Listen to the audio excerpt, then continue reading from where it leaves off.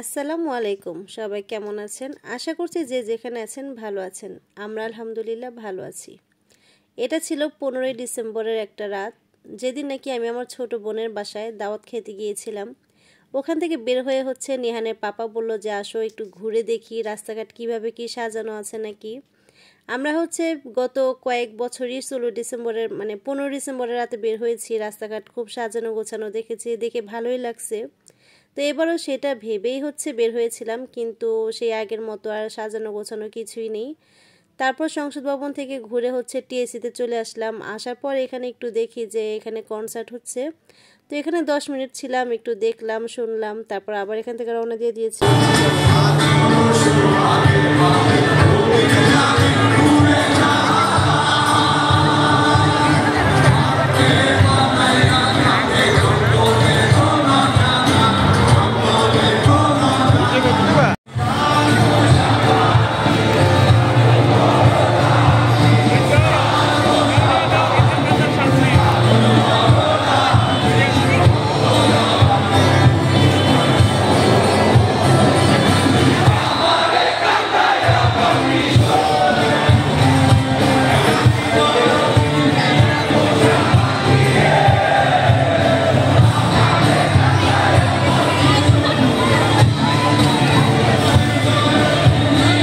এখানে অনেক মানুষই ছিল, মানে মানুষের প্রচণ্ড ভিড়। আমরা অনেক দূরেই ছিলাম, খুব কাছে যেতে পারিনি কারণ প্রচুর ছেলেরা। মেয়েরাও ছিল খুবই কম, কিন্তু ছেলের পরিমাণটাই বেশি, তাই একটু দূরেই দাঁড়িয়েছিলাম। কিছুক্ষণ দাঁড়িয়ে থেকে আবার দূর থেকে আবার চলে যাব বাসায়।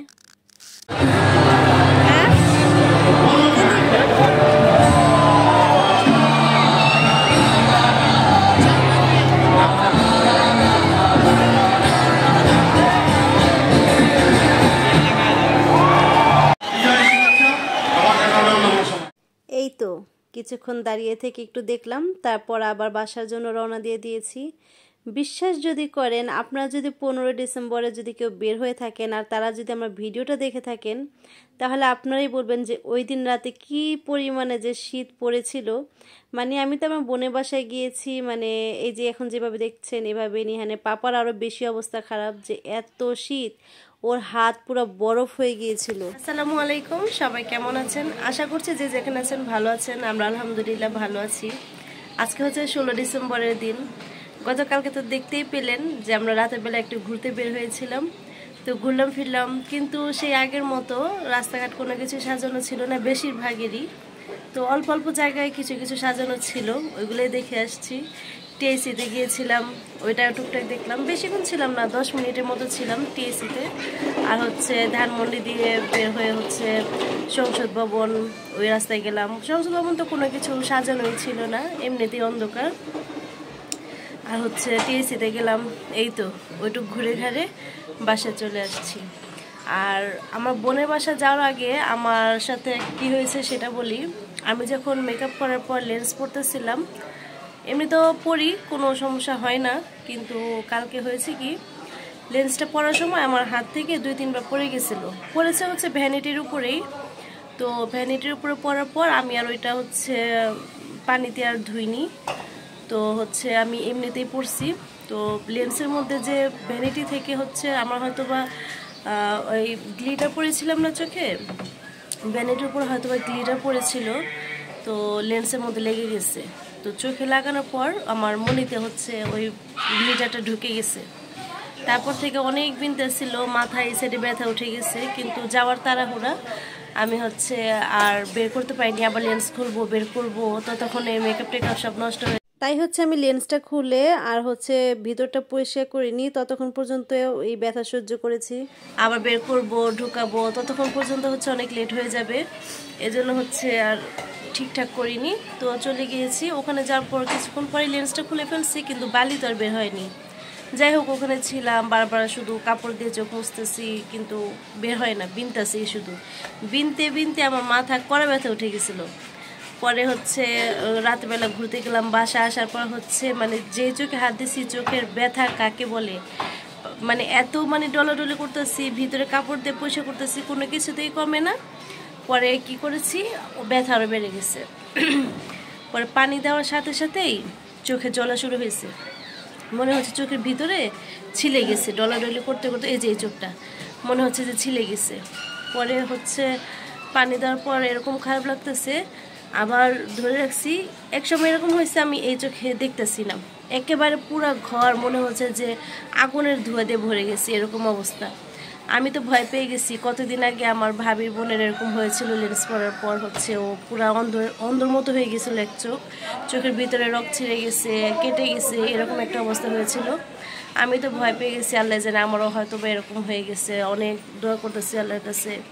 আর চোখে কিন্তু আমি আজকেও পলক দেওয়ার পর না ফার্স্টে ঘোলা দেখি, পরে হচ্ছে ক্লিয়ার হয়।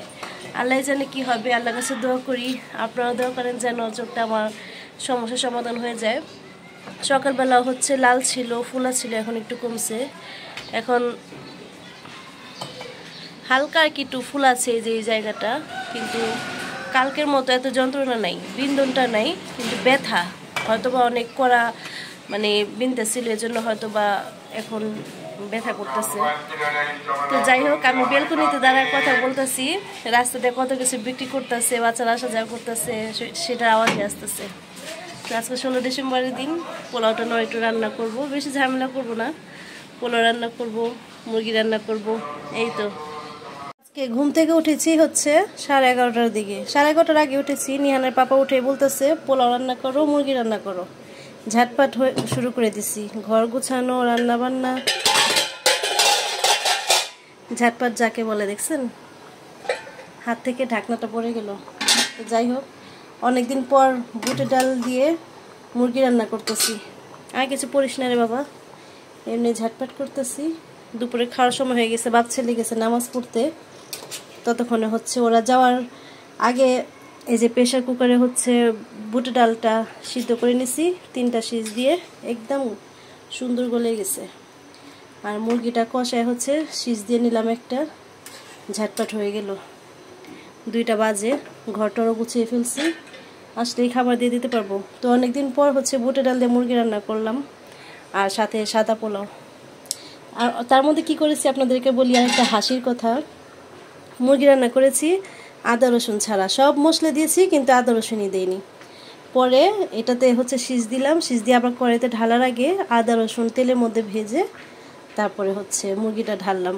বলেন কি একটা অবস্থা। ওই যে বলে না তাড়াহুড়োর কাজ ভালো না, আরও দেরি হয়, ঠিক ওই রকম। লবণ টবণ সবই ঠিক আছে, বলক আসলে চুল অফ করে দিব। তো এই তো বাবা ছেলে নামাজ পড়ে চলে আসছে। ওদের লুক দেখে মনে হচ্ছে আজকের জুম্মার দিন, যদি ওরা সবসময় পাঞ্জাবি পরে। এই শুনেন না, সামিয়ারা ইয়েতে যাচ্ছে সরষে ফুলে ক্ষেত, মানে সরষে খেতে। আমার নিয়ে চলেন, আমি কখনো যাইনি। আজকে যেহেতু আপনার ছুটি, চলেন যাই। সত্যি তুমি যদি চাও চলো, না চলে তো না। নেন, তুমি যাবা?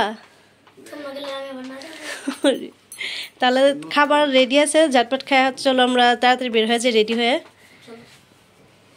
আপনারা কি কেউ খেয়াল করেছেন? আছে কিন্তু ওরা বাবা ছেলে সেম সেম পাঞ্জাবি পরেছে, সেম কুটিটাই পরেছে। তো ওদের দুজনকে খাবার দিয়ে দিয়েছি, এখন আমিও খেয়ে নিব। হুট করে ডিসিশন নিলাম একটুখানি বাইরে যাব, সকাল থেকে কোনো কথাই না কোথাও যাওয়ার, আজকে হচ্ছে বাসায় থাকার কথা। শুনলাম আমার বোন হচ্ছে সরষে ফুল দেখতে যাবে, তো আমি ভাবলাম যে আমিও কখনো যাইনি, আমিও যাই, যেয়ে হচ্ছে একটু দেখে আসি। আমার প্রত্যেক বছরই আমি ভাবি যাব, কিন্তু আমার যাওয়া হয় না। এখন হচ্ছে হুট করে ডিসিশন নিয়ে নিলাম, হুট করেই চলে যাব। এই জন্য হচ্ছে আমি ওদের সাথে একবার খেয়ে নিব, ফার্স্টে ছেলেকে খাওয়াবো, তারপর আমি খাবো। আর এই তো খাওয়া দাওয়ার পরে একেবারে রেডি হয়ে বের হয়ে গিয়েছি। আধা ঘন্টার ভিতরে হচ্ছে আমি রেডি হয়ে বের হলাম। এত তাড়াহুড়ো করেছি যে সামনে যা পেয়েছি তাই হচ্ছে পরে বের হয়ে গিয়েছি। আমরা এখন আটি বাজার আছি, আস্তে আস্তে প্রায় 1 ঘন্টা লেগে গেল। আর যেখানে হচ্ছে যাচ্ছি আর 10 মিনিটের মতো লাগবে। ওখানে আমার বোনরাও গেছে, আমার মেয়ে গেছে।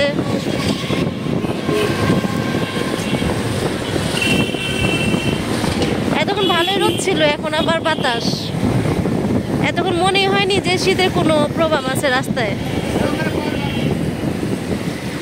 আমরা চলে এসেছি আমাদের জায়গা মতো। এই যে হৃদয়কে পেয়ে গেলাম। সাহাল, আমু কোথায়? আমু কোথায়? আমু নাই। এটা একটা রেস্টুরেন্ট।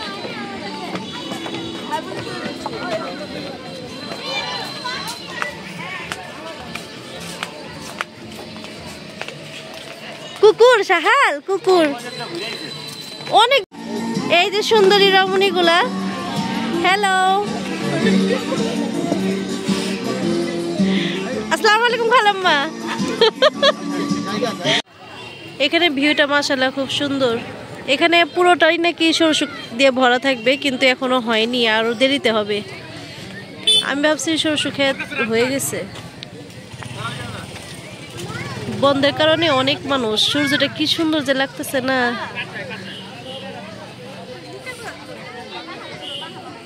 মনে হচ্ছে হাতে।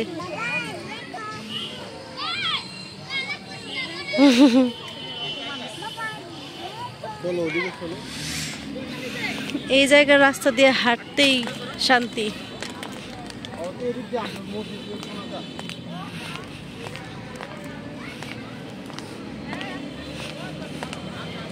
এই যে এখানে পুরোটাই সরষে ক্ষেত থাকবে।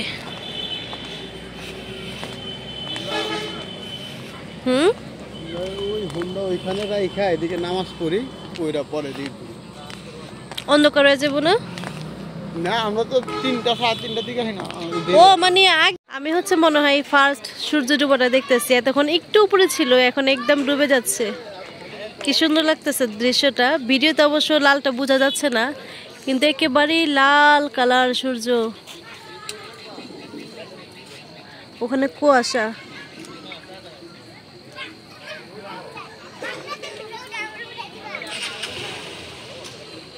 সূর্য ডুবা দেখতেছি কক্সবাজার। চোখের সামনে পুরো ডুবে গেল। যাক, কক্সবাজার ফিল নিয়ে নিলাম কেরানীগঞ্জ এসে। এটা কেরানীগঞ্জ না? ওরা খাওয়া দাওয়া করতেছে, আমরা তো বাসা থেকে খাওয়া দাওয়া করেই আসলাম। এর জন্য ভাবলাম ওরা খাক, আমরা একটু ঘুরি আশেপাশে। একেবারে সূর্য ডুবে গেল। কি যে তাড়াহুড়া করলাম আজকে, যেমন রান্না বান্না নিয়ে তেমন হচ্ছে রেডি নিয়ে। এই দেখেন আর একটা কোনা বাকি আছে। এই যে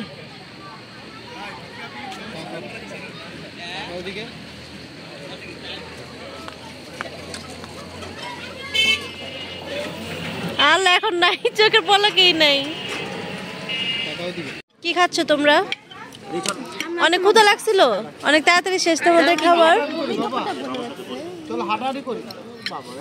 নিহানো খাচ্ছে। একটুখানি ক্যাফেটা ভিডিও করে নেই, একটু পরে অন্ধকার হয়ে যাবে। অন্ধকার হইলেও মানে লাইটিংটা দেখা যাবে, কিন্তু দিনের আলোতে একটু করি।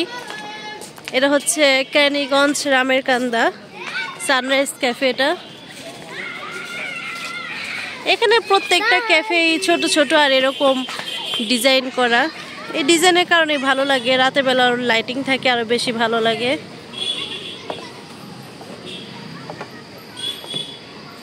আমরা অনেক দিন আগে ওই যে ওই পাশে খিচুড়ি খেতে আসছিলাম, তখন এটা তৈরি হয়নি, দেখছি এটা রেডি হচ্ছিল। আর আমার বোন তো এখানে সপ্তাহে সপ্তাহে আসে, মানে রামের কান্দার সাইড আর কি। আজকে আসছে ওরা এখানে। বাচ্চাদের খেলার জন্য রাইড আছে, টুকটাক নৌকা আছে। তারপরে এই যে শাহালমণি বসে আছে।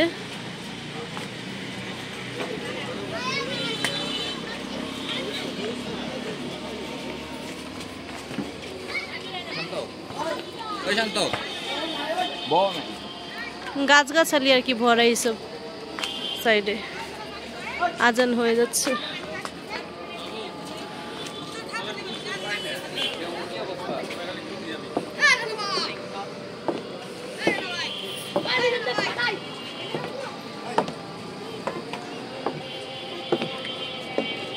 শীতের মৌসুমে আসলে এইসব জায়গায় ভালো লাগে, বেশি গরমে আবার ভালো লাগে না। দিনে দুপুরবেলা অনেক গরম থাকে।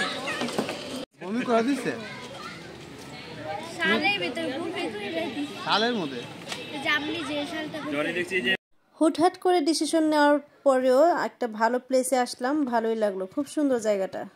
ওয়াও, মনে হচ্ছে কি বড় রাত। কি গাছ তুমি? মনে হচ্ছে মাত্রই সকাল হইলো। বড়ই গাছ এটা। সুন্দর। রুম্পা আসো, টাইম রুম্পা আসো। তোমারে বকবো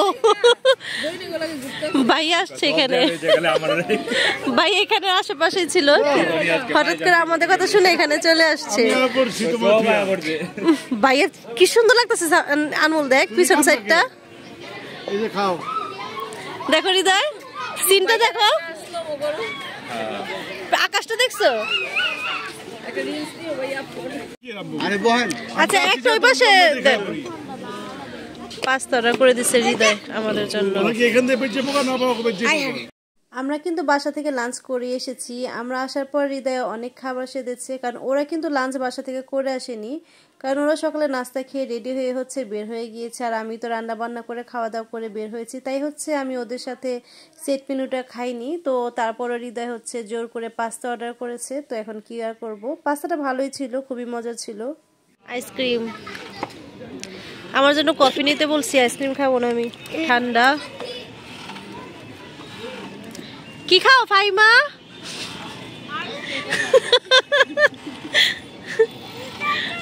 খায় আইসক্রিম মুখেও দেয় না, ঠান্ডা জমে গেছে।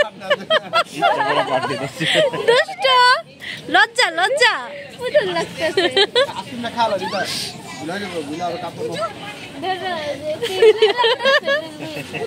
এই যে ওই ঘুমাই গেছিল। সবাই খাইলো আইসক্রিম আর আমি কফি নিয়েছি ঠান্ডার মধ্যে।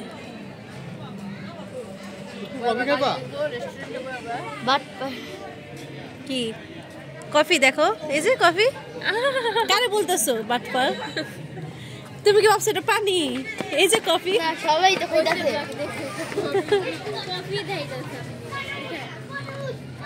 ওই ভাবছে আমি পানি হাতে নিয়ে কফি বলতেছি। না কইছি সবাই তো খাইতাছে।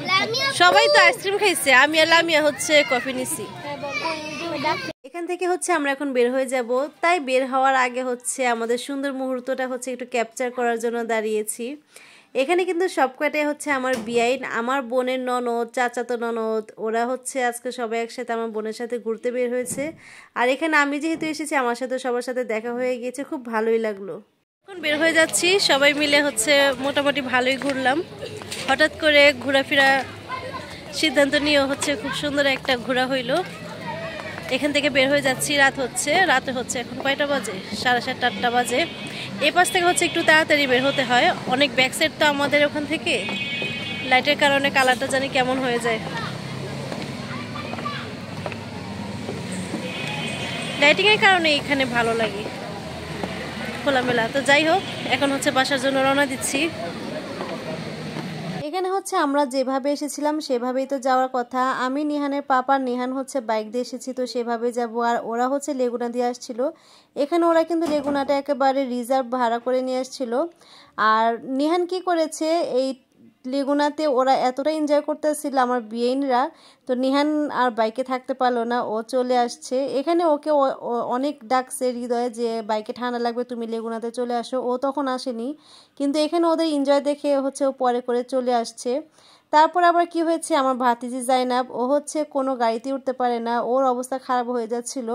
পরে আমি আবার লেগুনাতে চলে আসছি, আমার ভাতিজিকে বাইকে দিয়ে দিয়েছিলাম নিহানের পাপার সাথে। Allah, orang kena jalan kan?